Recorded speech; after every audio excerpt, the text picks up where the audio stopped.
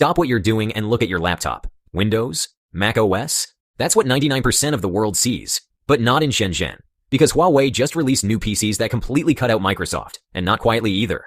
They're running an in-house system called HarmonyOS Next. No Windows, no Android runtime, no Google services, just pure Chinese code. And here's the thing, they didn't do this as a quirky alternative. They did it because they had to. After years of US sanctions, Huawei realized something. Relying on Western tech is a liability. But here's the real shock. This isn't a scrappy open source side project anymore. It's real. It works. And it's on sale now. So, if Huawei no longer needs Windows, what does that mean for Microsoft's grip on China's 400 million strong PC market? And what if this is just the beginning?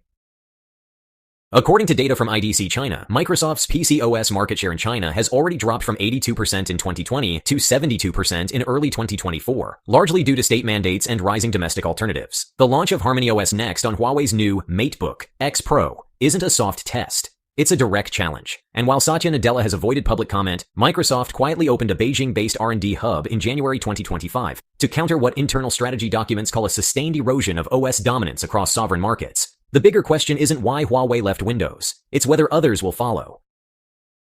HarmonyOS began as a contingency plan in 2019, but today it's embedded in over 800 million devices, according to Huawei's 2025 Q1 report. Initially launched for smart TVs and wearables, HarmonyOS now operates across smartphones, tablets, smart cars, and for the first time, full desktop environments.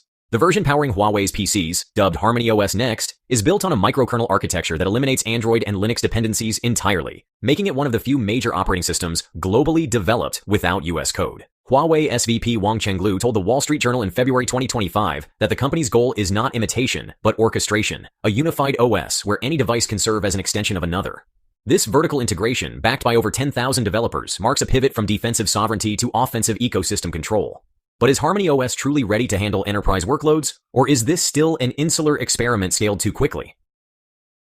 HarmonyOS Next is neither a clone nor a fork. It's a clean slate platform optimized for Chinese chips, AI accelerators, and distributed processing. Unlike Windows, which still carries a legacy compatibility dating back to the 1990s, or macOS's Unix-based kernel, HarmonyOS uses Huawei's proprietary microkernel with just 1,000th the attack surface of a traditional monolithic kernel, according to security firm Qihu 360. This makes it inherently more resilient to zero-day exploits, though independent verification remains limited. Performance tests published by China Software Testing Center in March 2025 show that Huawei's new system boots 32% faster than Windows 11 on equivalent hardware and uses 29% less memory in multitasking scenarios. However, its driver and developer ecosystem remains immature, with only 4,200 native apps available as of last month, versus Microsoft's 669,000. Whether it's better depends less on benchmarks and more on how fast Huawei can close that developer gap, without relying on the global app ecosystem it no longer controls.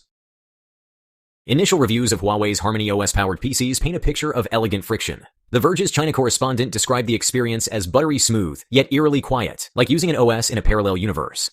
According to hands-on testing by TechNode, boot times averaged 8.7 seconds, and app transitions showed latency under 50 milliseconds, outperforming similarly priced Intel-based Windows machines. Built-in apps like Huawei Docs and PetalMail are functional, but international reviewers flagged issues with third-party compatibility. Adobe, Zoom, and even WeChat for Business lack native versions as of March 2025. Huawei claims these apps will be ported within the year, but has provided no roadmap. Users must rely on Huawei's App Gallery, which offers just 6% of the top 1,000 global desktop apps. That gap is felt sharply in sectors like education and design. For Chinese users entrenched in the local ecosystem, it's frictionless. For anyone else, it's a clean room without a door.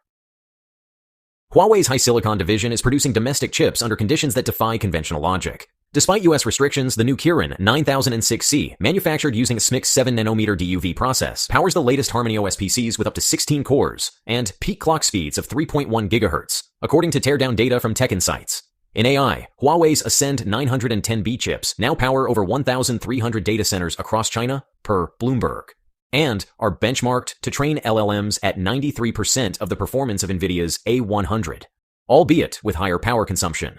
China's Ministry of Industry and Information Technology reported in February that AI training workloads on domestic chips rose 211% year over year, signaling a pivot to self-reliance. Yet international experts, including Chris Miller, author of Chip War, caution that Huawei's gains are impressive, but not yet scalable, pointing to yield issues and missing ecosystem tools like CUDA or ROCm equivalents. The real test will be whether these chips can power not just HarmonyOS, but the software stack that global enterprise workloads demand.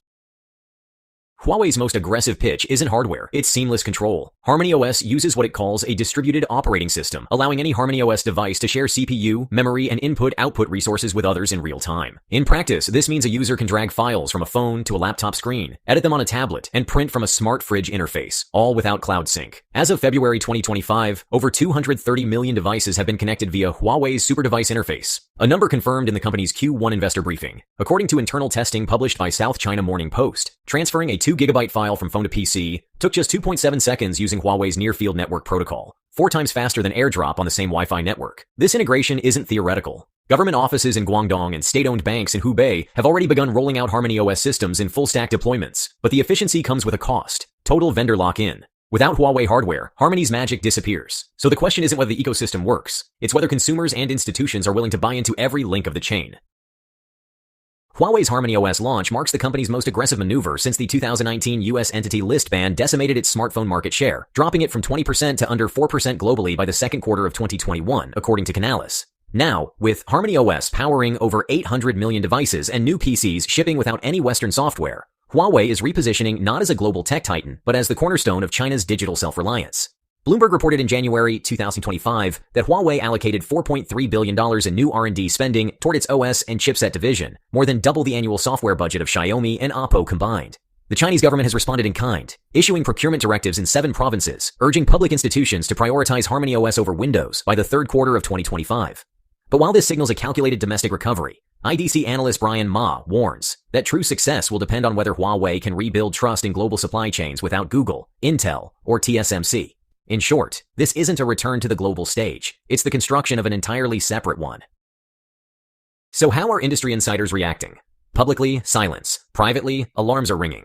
Internal Microsoft strategy documents leaked to the information in March 2025 cite HarmonyOS as a significant threat to OS-level market share across state and enterprise sectors in Asia, prompting the company to expand localized Azure compatibility layers for Chinese clients. NVIDIA, though technically barred from exporting high-performance chips to Huawei, confirmed in a regulatory filing that it's monitoring the development of sovereign AI ecosystems in Asia, a euphemism analysts interpret as code for HarmonyOS and Baidu's Paddle framework.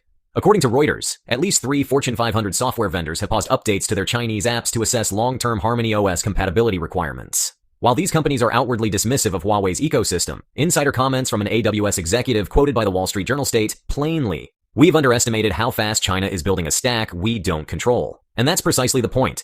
HarmonyOS is forcing Silicon Valley to consider a future where they don't write the rules.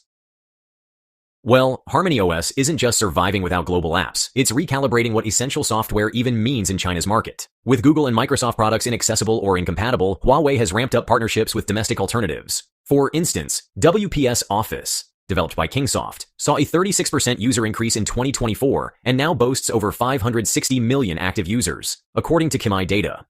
Huawei Cloud Services grew 28% year-over-year in revenue, hitting $6.8 billion in 2024 per IDC, as local governments and state-owned enterprises migrated data from Azure and AWS. While App Gallery still lacks Western productivity staples, it now hosts Chinese equivalents for every major category, from Baidu Docs to Huawei's own Petal Mail. However, analysts at Bernstein Research warn that without international developer buy-in, HarmonyOS risks becoming a software monoculture prone to stagnation. So far, Huawei appears unfazed, betting that its domestic market, projected to reach 540 million PCs and smart devices in circulation by 2026, is large enough to sustain growth without Western dependencies. Whether that's resilience or isolationism remains to be tested.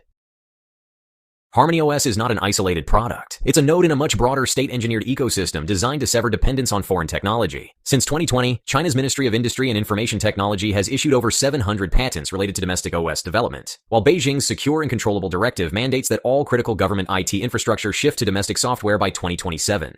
Huawei's OS launch dovetails with this agenda precisely. It's the first full-stack PC system, from kernel to app store, developed, maintained, and secured within Chinese borders. The Cyberspace Administration of China recently released a report citing HarmonyOS as a national strategic asset, confirming deployments across state banks, transport ministries, and telecommunications regulators.